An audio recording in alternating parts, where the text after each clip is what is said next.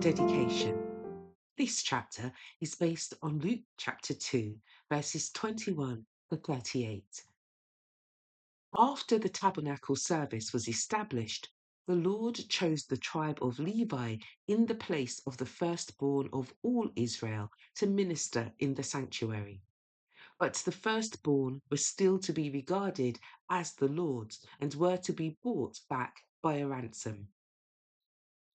Thus, the law for the presentation of the firstborn was made particularly significant. While it was a memorial of the Lord's wonderful deliverance of the children of Israel, it prefigured a greater deliverance to be wrought only by the only begotten Son of God. As the blood sprinkled on the doorposts had saved the firstborn of Israel, so the blood of Christ has power to save the world. What meaning then was attached to Christ's presentation? When the priest did not see through the veil, he did not read the mystery beyond. The presentation of infants was a common scene.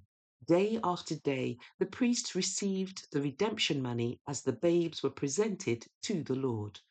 Day after day, he went through the routine of his work, giving little heed to parents or children unless he saw some indication of the wealth or high rank of the parents.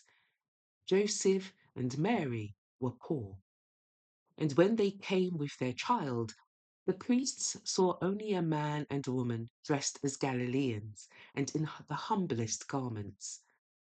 There was nothing in their appearance to attract attention, and they presented only the offering made by the poorer classes.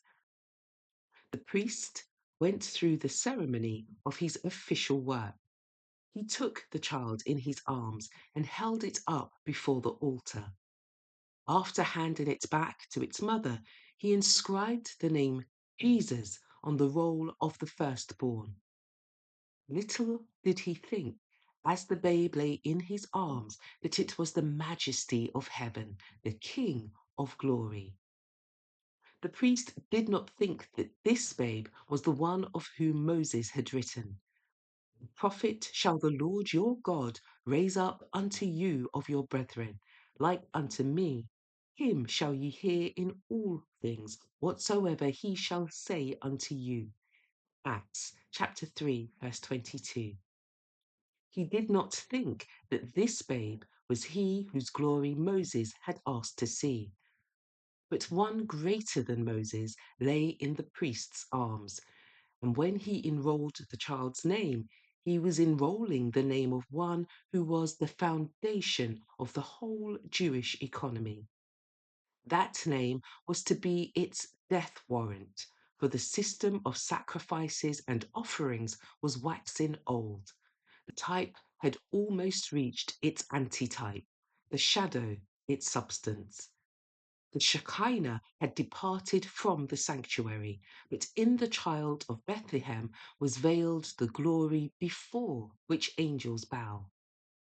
This unconscious babe was the promised seed to whom the first altar at the gate of Eden pointed.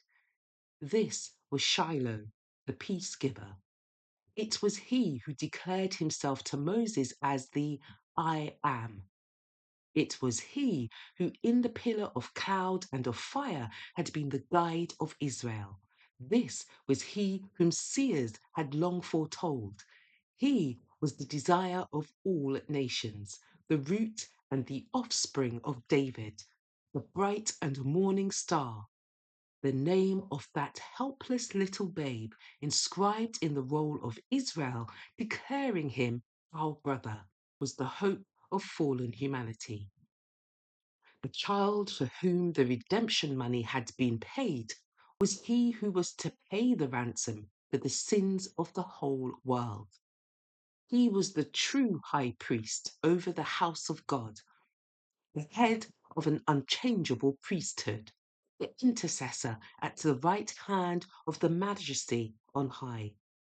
Hebrews chapter 10, verse 21, chapter 7, verse 24, and chapter 1, verse 3.